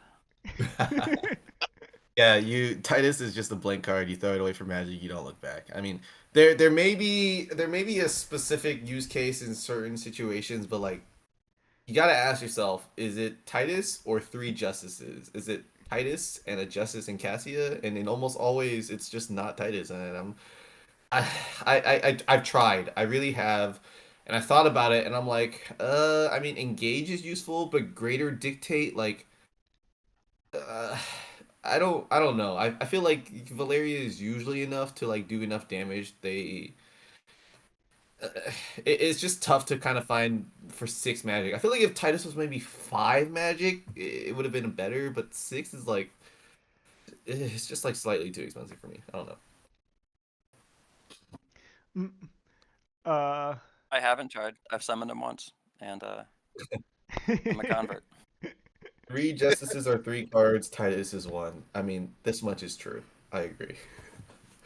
But it's like I don't know, man. You put down Titus, he kind of goes up there, he takes a hit, you swing back for three. They're not gonna. Greater Engage is cool, but like usually with your Valeria, you're already automatically killing a unit. Whether you pull them in range and then, you know, four damage them, I guess. But justice for Titus, there is no justice for Titus. That was a crazy match. It was pretty neck and neck. I mean, honestly, I saw it swing back and forth so many times, and I think that's what makes for like the most entertaining matches, which is things that are neck and neck. It kind of goes like, oh, I think this person's gonna win. There was a point in time where I thought you had it down, like on lock. You had Assia in the center of the board, a bunch of units. You were completely safe. And I just kept thinking to myself, there's how do you come back from this, right? Like Cassie is gonna heal all these units. And then Abomination came out, and I'll admit, for the first turn or two, especially when the cultist like one shot at the unit that Abomination was supposed to kill, I was just like, wow, that's kind of sad. Rough. But yeah, it just goes to show you that like Abomination, I feel like is one of those champions that you really feel good about investing Magic in, and sort of like what's the Fungal Doors one? Uh, Monstrosity. Monstrosity. There we go. Yeah, it's sort of like that slow build up where you get out the champion, it becomes a win condition of its own. I personally thought that high elves would have a very difficult time dealing with it, just because it doesn't really get affected by a lot of the common things. But it's it's a good card. It's not a always must play. I think for Valeria, you have to play Albus or Cassia in almost every game to kind of get it going. But it really showed its might here, and it kind of turned it around. I thought you had the game in your favor for the longest time, but then Abomination just showed how you can slowly ramp, and if you ignore it, it just gets stronger and stronger. And I'm really hoping that like Plathead Games just makes more 7 cost champions like this in the future, where you make a solid decision to invest in it, and then it has the potential to turn it around. I think that's a pretty cool design feature, unlike Titus, which I'm gonna Every chance you get 4 to get a damage chat. engaged. Disparaging Titus. pretty much. No, I saw the A bomb. I knew I needed to focus it, but there just kept being one other thing to do on that turn. I Yeah. did panic. The turn with Shield of the Hopeful, I did not appreciate Scrivener only had 1 magic and realized it could kill me if it turned into a winged. And so that's why those attacks went there instead of A bomb. If that 5 damage mattered, maybe. But Yeah. It just was goes to actually an show interesting watching all the role. angles that a winged could reach me was impossible. I see you're talking about the early one. Yeah, Yeah. we were talking on the stream about a role where they had Shield of the Hopeful and they rolled 2 magics. So you actually did the maximum amount of damage, but then it's peace. So then like it only did 1 damage. I'm like, dude, how do you Oh, is that how it went? Oh, it did. Oh, wow. That's hilarious. Oh, well. Yeah, turn 21. That was that one. Was a Yeah. panic play. Time pressure. I'll blame that. Scrivener's here. There he is. Yeah, we were talking So about. how So I was going to go ahead. I was just going to ask you, Run, how did you feel about the game, just in how you played? And did the, like you said, did the time kind of get to you a little bit towards the end? I'm dead. I had good plans for the moves. You forget how long the animations take. I was pretty happy with it. I think that there were. I was imagining an air horn going off on stream every time I could be dead to volatile mutation. So Mm. I would say that there were a lot of potential for me to die at various points earlier. So I did the game plan I wanted: move forces up, fight, kill mutants, but lots of room for improvement with exactly where Valeria is standing. yeah, I think. Again, Or go sorry, you ahead. can keep going. I think. Like we said, there was a turn where I think if Scivener had a cultist, she probably would have won. But then after that turn, you seem to be ahead until the turn you used. What was that event called? Liberty. I think the second Liberty, uh, Mm-hmm. which I think was it helped you, of course, but it also helped the opponent a lot, and especially Prophet was coming up with Right. some very creative plays. Oh no worries. Um, No. which like Filth plus Liberty can do some really interesting things. And then after that, yeah, Yeah, I've been Abomination. trying to use it more, and I was disappointed that Gate didn't go down. That was the real justified use for the card. Oh, the 1 of But 3, yeah, a lot swung back. Hmm. yeah, Yeah, I think that definitely made you have to kind of readjust your strategy. yeah. Afterwards, Scrivener, what are your thoughts about the game? Did it go the way you expected, uh,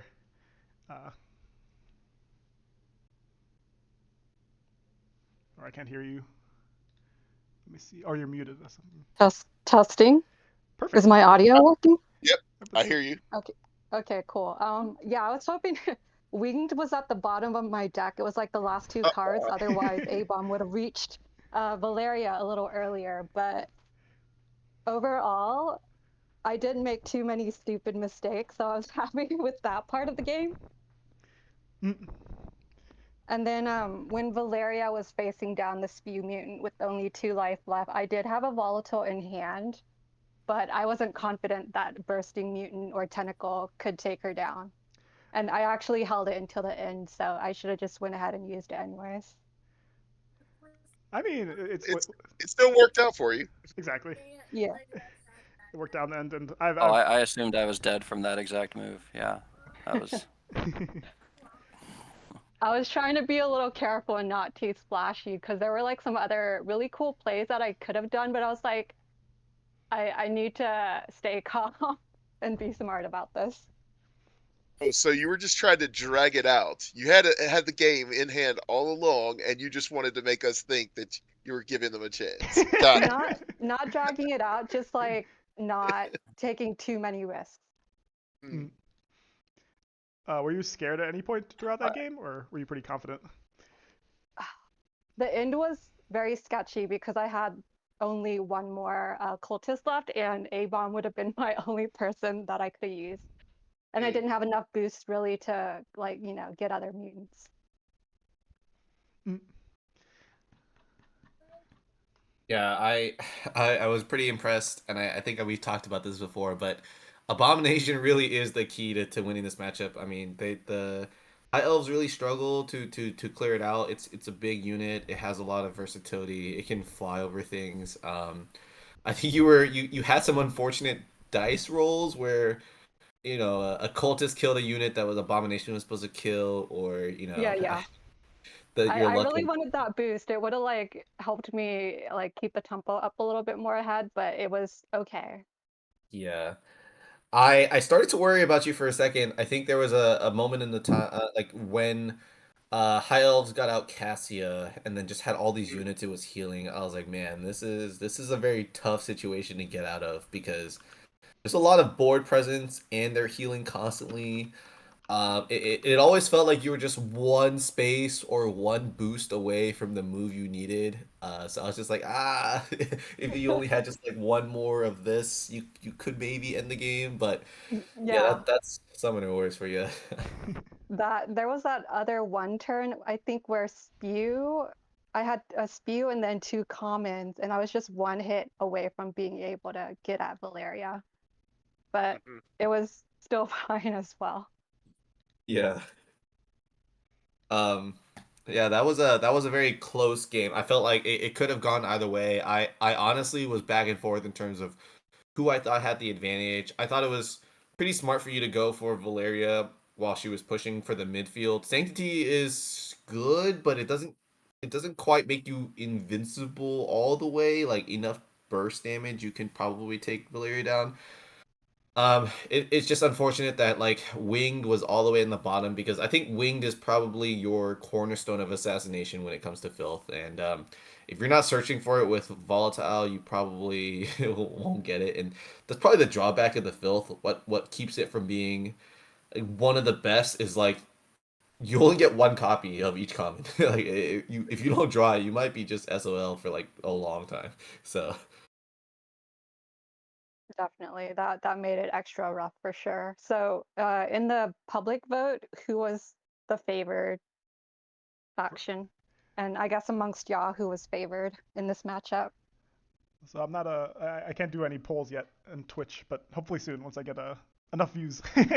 um, but I think we we didn't really talk about who's favored, but at least for me, I would think in the matchup, I think it's pretty even because they're both pretty complex factions, and I can see Right. in both situations how it could work out. I I thought there was a poll result earlier. I had to refresh Oh, Yeah, my. Eden sent a The poll out, Discord and it poll should be favored over. Phil. It was filth. It Oh, was really? filth, right? Yeah. It's like 60% or something like that. Yeah. I mean, I voted for filth, so biased, I guess. That's just a lack of confidence on your end, sir. I mean, I think with all things Summoner Wars, and we have the league data to prove it, it's balanced so that you pretty much reach somewhere between 50-55% on average, assuming similar pilots. But I think the filth may have an edge here because again, high elves they're weak to champions. It's just they're really strong against commons, and the drawback is like none of that affects their champions. I think Filth just has the versatility to exploit weaknesses of many decks, and so generally, if you have a good knowledge of the matchup, you can tailor a strategy that just constantly rams at that weakness, right? Like you can just shove at Valeria, run at her, recur the same champion the entire game, and if they're weak against champions, so be it. But I think that's probably one of the cornerstone of the strength of the filth is like if you know what the deck is weak against, you could just play that card infinitely, right? It's an infinite recursion.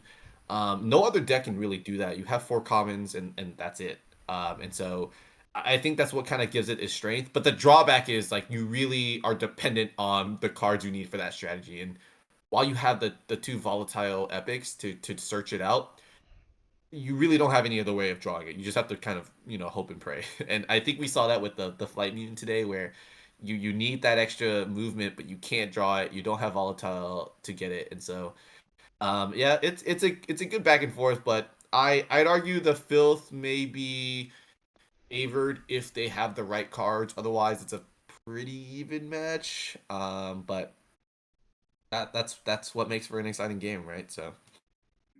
I'll share my fun statistics. Spew was summoned 4 times, so yeah, infinite pings. Thought that was a very good strategy. This matchup played 3 times in the tournament, and High Elves took it all 3 times. Oh Oh no. wow. That was some false Wait, confidence. who I were in the know. matchups though? Oh, Orange Lazarus and people like that. You're playing the High Oh, Elves. yeah. They Yeah, don't know what to do it. I mean, OL doesn't But factor into it. It's obviously at the high elves, right? But all of the plays, all 3 games were these middle of the board tussles, and that seemed like the only way to approach the matchup from my perspective. I figured Filth would out economy some kind of a range game. Yeah, yeah, I agree. I honestly would be interested in seeing this in kind of a league matchup series where you play both sides, you compare results across divisions. I think it's an interesting concept. I think with high elves, there's a lot of different nuances with all the two-sided effects you can get, and we were talking about it earlier in the stream where I think you played Liberty where you can either move or attack or either, and then you had Spewmune, right? And so in theory you could be doing a lot of damage without even rolling, just moving twice. You move and then you move again. And same thing with like volatile, right? Like let's say you had a flight mutant. We were talking about theoretically moving 6 spaces with flight mutant and then volatiling that into a unit that can attack for the third. And we were thinking if you had the right cards, Valeria could have just died. It could have just flow over and then volatile into an attack. And so a lot of interesting interactions here. High elves always being one of the pilots of let's change how your deck plays based on how I play. So True. Well, that's really smart. If Wind flew 6 bases, I wouldn't be mad at all.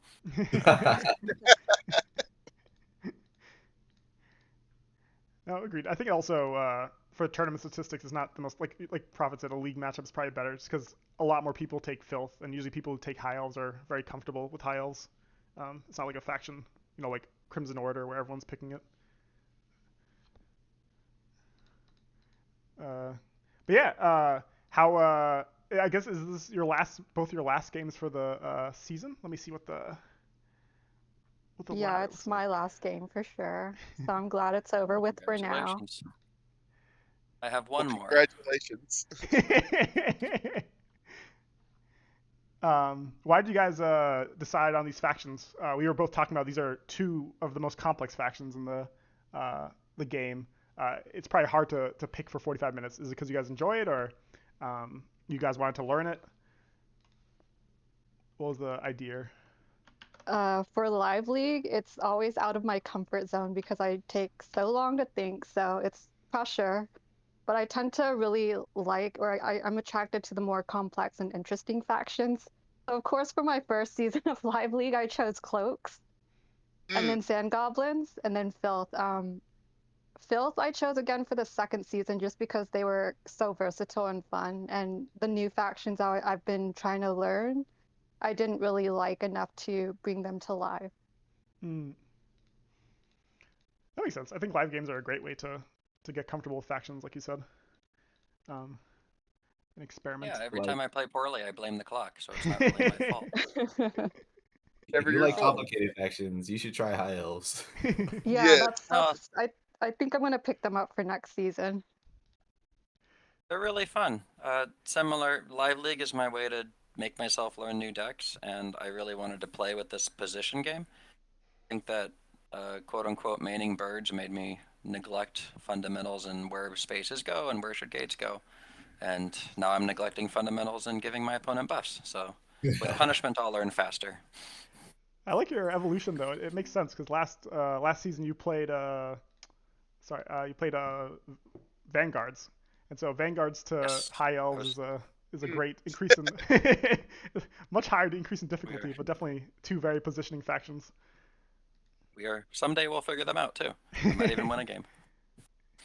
um, Scrivener, I feel like you're starting to pick up all of my favorite factions. Right now in the tournament are my favorites: High Elves, Sand Goblins, Filth. And then for the fourth, I picked Vanguards because I wanted to give them a chance. I was like, oh, they got buffs, but I still hate them. I still don't want to play them. I picked them for the tournament because I wanted to try the buffed Jacob, but I didn't have a chance, and I regret it now. How bad are they doing in the tournament stats in the A? I haven't looked at the tournament stats, but I feel like I mean Buff Jacob is definitely better. I mean it's a pure buff. The archers, they're okay. I feel like for two magic, stat wise, they're still not doing what I want them to do. But I I don't like.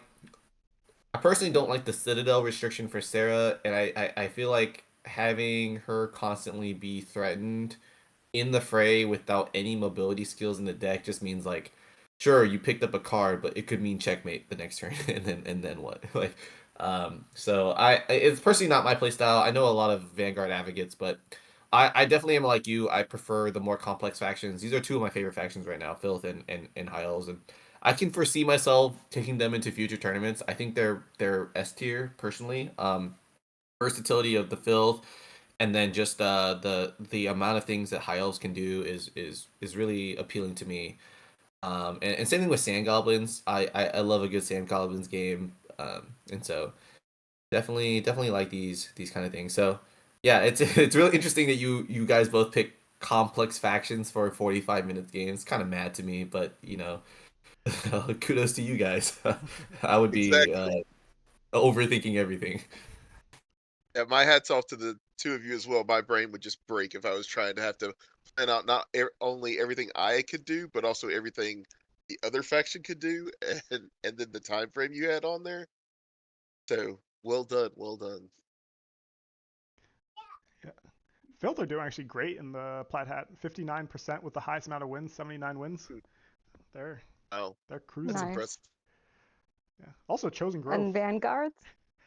Vanguards are doing terribly. 44%. 44%. I mean, that's not like awful. Could be That's worse. almost 50%. True. Hmm. Better Is than it? Country Orcs. Better than Fungal Dwarves. Fungal Dwarves, my god. Oh 32%. my gosh, that's horrible. Oh, how It's the mighty have fallen. I loved Fungal Dwarves. I thought I absolutely adored them, and I mean the nerf. I felt like it was unnecessary. You could change the timing of the boost mechanic, but I felt like it was my style of deck. But I just quite frankly got frustrated with how reliant your deck was on certain cards, and I know like you could blame RNG for your order of draw and like, oh my god, you didn't get the right cards. But like the whole deck revolves around your spores, right? Like if you don't have the carriers or the spores to mutate, you have nothing. Like everything else is useless. Even the events, like you can't do anything without the right cards. And so I just stopped taking them to tournaments. Like I mean, I'll enjoy a good Fungal Dwarves gameplay, but it was very frustrating to be nerfed by just your draw, not Mm. even your skill. And so I know every deck has to deal with that in some regard, but I felt like Fungal Doors, their entire ecosystem revolved around a couple of core cards.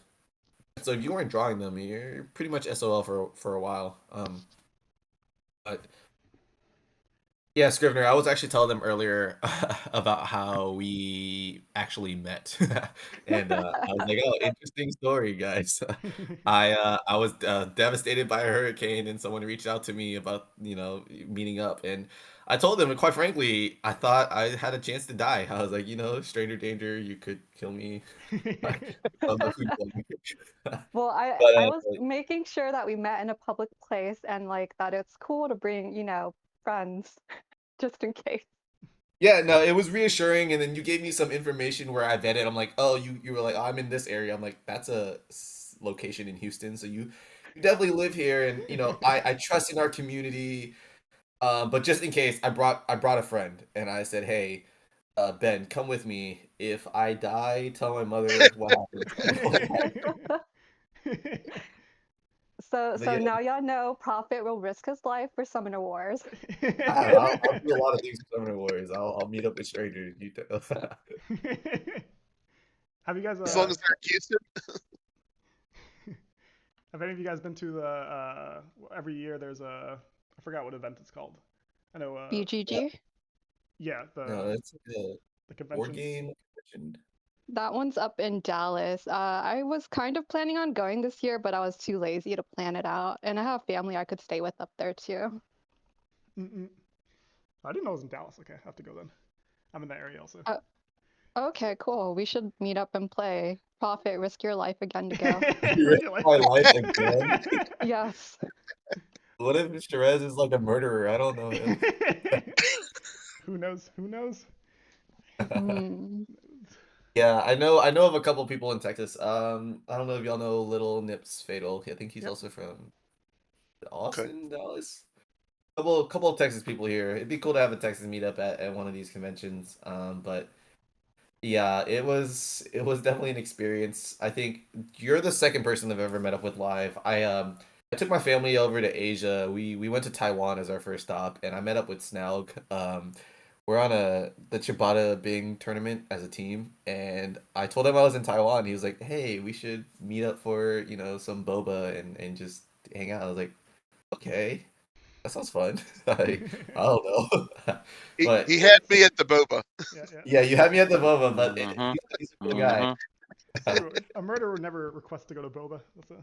Yeah, that's not a murderer, right?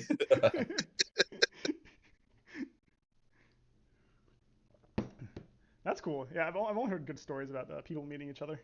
The Summoner Wars. Oh, Gen Con. That's what I was thinking of. That's where like I know. Well, Yeah, Yeah. there you the ones you don't hear about are where they did get killed. Afterwards. go. Yeah, true. They're just the missing persons reports. Is that what happened to Ben? No, I'm kidding. Uh, uh, too soon. Wow. Who met up with Ben last? Uh, no, but that was fun. Good luck for the rest of your games. And good luck if you guys are still in Plat Hat. I think most of the games are done, but if not, good luck on the rest of your games. Uh, and Thank yeah, you much. thanks for playing and casting, guys. That was a lot of fun. Yeah, Enjoyed it. definitely. Oh. This It was was good. It was a great game, guys. Really enjoyed watching you guys play. yeah, Oh, absolutely. very flattered. Thank you. Yeah, thanks for Scrivener hosting had a and great chatting time. with us. You too. Nice meeting you in person. Oh, in chat, somebody put last I heard Ben was meeting up with Torgan. Tortugatron. Yugatron, murderer. Oh no. Suspicious. You can never trust the tortoises also. Yeah. So I think that means he probably summoned the Titus against Ben. Oh wait, can we have Eden explain one thing? For the matchup poster, he put Titus on there. Why? We were talking about that also That- actually. Wish casting? He was wish casting, I think. yes, yes. I didn't even notice. There was a lot of people who were like wanting the Titus. Not only Titus, but for Filth he put Invoker or Incanter mutant, like the least played. uh, I don't mind playing him, like depending on what's happening with the board, so he's not terrible. So Yeah. you're saying there's a chance. Yeah. There's at least a 30% chance. I think Canther. Yeah, you almost played it on your what's the big Yeah, guy? I was Abomination. thoroughly Yeah. confused, Scrivener. I was like, why would you play Encanter and not the Oh, reach? That's why I undid it.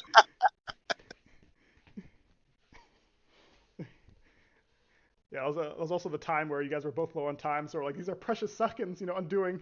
And then also because you kept going past Valeria, so you kept taking Yeah, And taking the I, two I, damage. I don't learn my lesson apparently, and it's just horrible. Can you imagine me playing Grokes or Vanguard? And how many undos I have to do?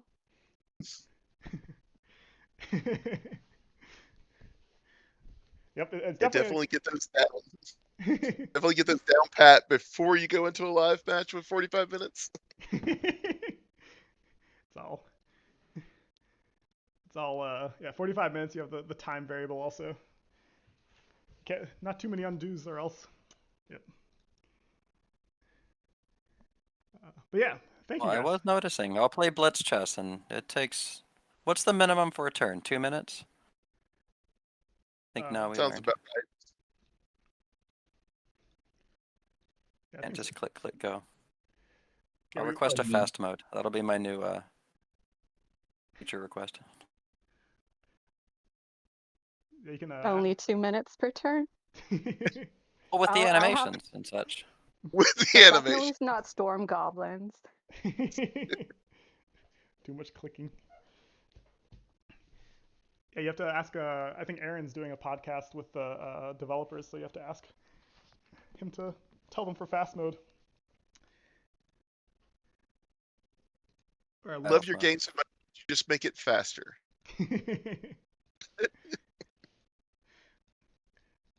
Yep. All right, guys, that was a lot of fun. I will end the stream Very good. here. And yeah, Thanks again. nice meeting you guys. Great game, Have a guys. good one. See you all around. See Yep, you. take